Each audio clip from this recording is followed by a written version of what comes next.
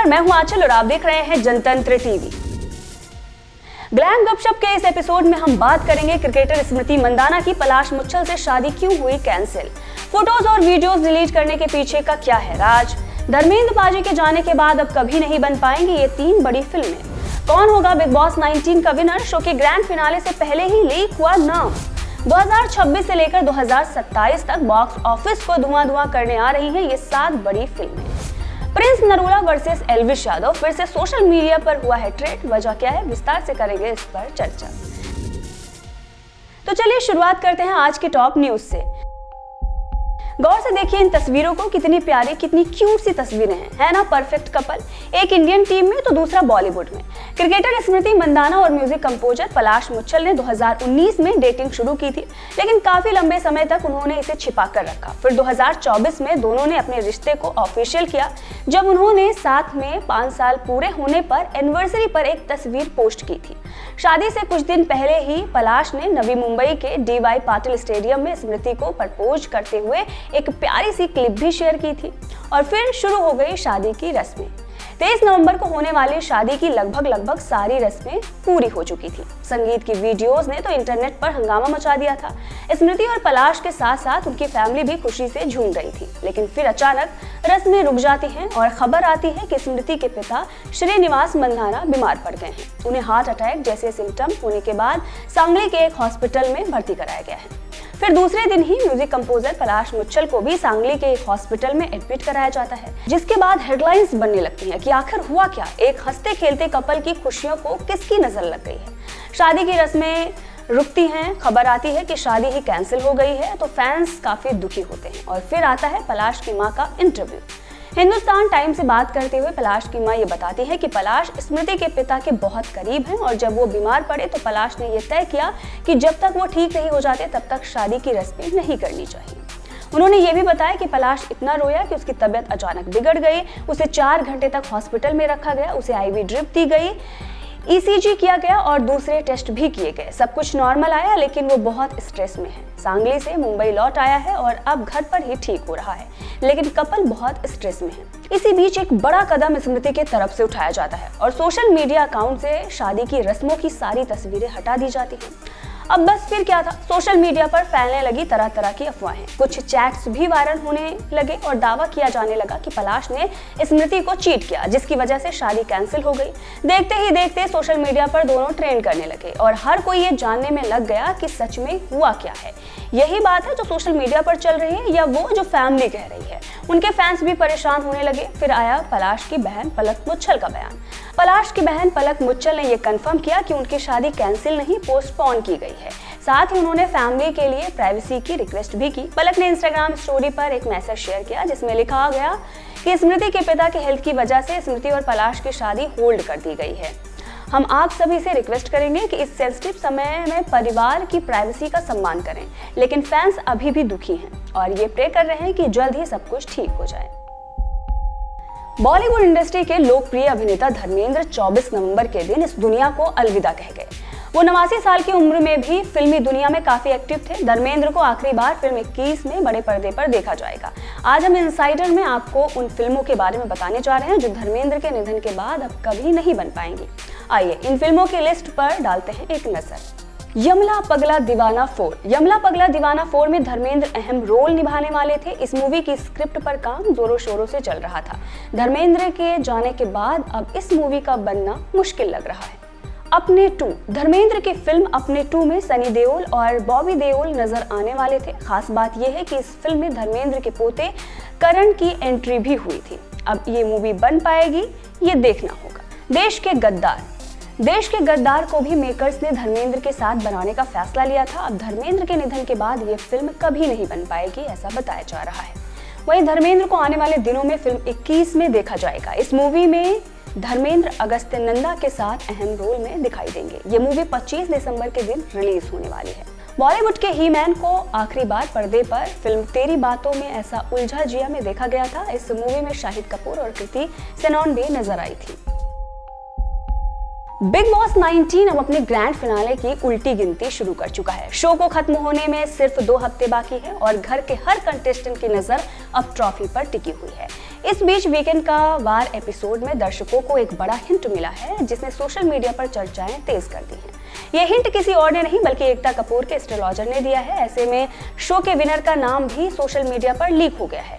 Famous producer Ekta Kapoor अपने app Balaji astro guide को promote करने के लिए शो पर पहुंची थी। इस दौरान उन्होंने कंटेस्टेंट अमाल मलिक और तानिया मित्तल को एक खास ऑफर भी दिया था, जिसके बाद एकता कपूर के साथ शो में नजर आए उनके एस्ट्रोलॉजर हर्षवर्धन शुक्ला ने कंटेस्टेंट्स की कुंडली के आधार पर कुछ दिलचस्प बातें बताई। एस्ट्रोलॉजर ने कुछ चौंकाने वाले खुलासे भी किए। शो के होस्ट सलमान खान ने एस्ट्रोलॉजर हर्षवर्धन शुक्ला से सवाल किया था कि घर वालों में किसके स्टार उन्हें सबसे ब्राइट नजर आ रहे हैं।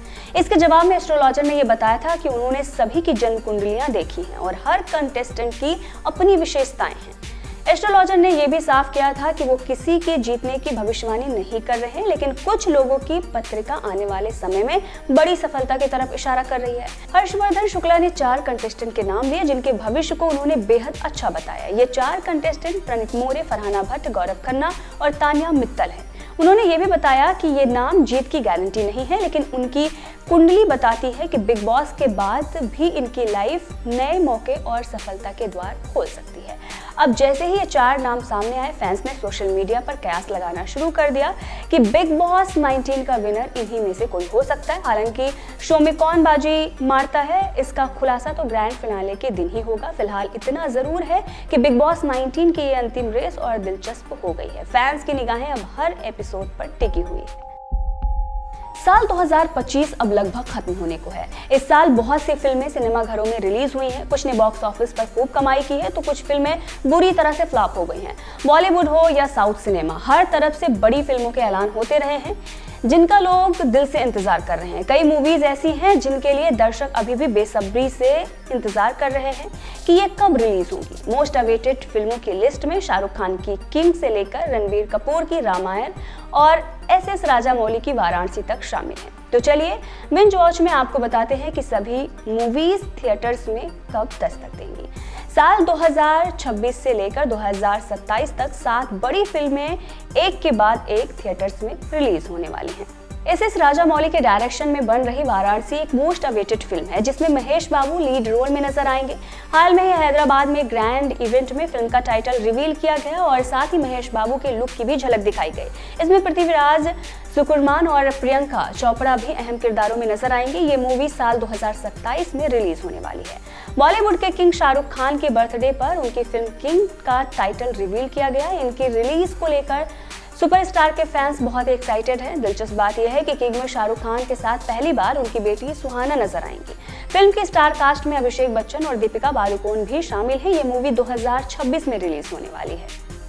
2024 में पुष्पा 2 की बड़ी सफलता के बाद अब अल्लू अर्जुन अपनी नई फिल्म लेकर आ रहे हैं जिसका टेंटेटिव टाइटल AA22X-A6 रखा गया है। ये मोस्ट अवेटेड फिल्मों में से एक है। इसका डायरेक्शन एटली कर रहे हैं और इसमें बॉलीवुड से दीपिका पादुकोण, जानवी कपूर और मृणाल ठाकुर की एंट्री हो। वहीं साउथ से इसमें रश्मिका मंदाना और राम्या कृष्ण का नाम भी सामने आ रहा है। हालांकि ये दोनों हसीनाएं केवल कैमियो रोल निभाती नजर आ सकती हैं। रिपोर्ट के मुताबिक इस फिल्म की रिलीज डेट पोंगल पर अनाउंस की जाएगी, यानी 14 से 17 जनवरी के बीच।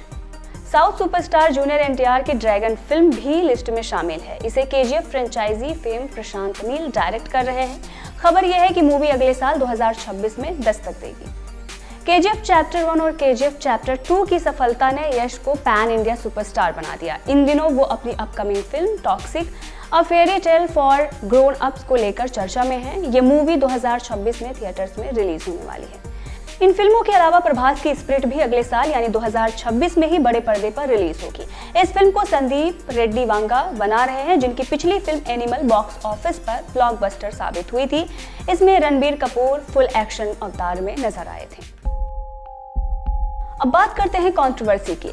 एक बार फिर से सोशल मीडिया पर एल्विश यादव वर्सेस प्रिंस नरूला चल रहा है और ये इसलिए चल रहा है क्योंकि प्रिंस नरूला ने एक बार फिर से कुछ ऐसी हरकत कर दी है जिसके बाद से ही एल्विश के फैंस ये कह रहे हैं कि इस पर लीगल एक्शन तो बनता है।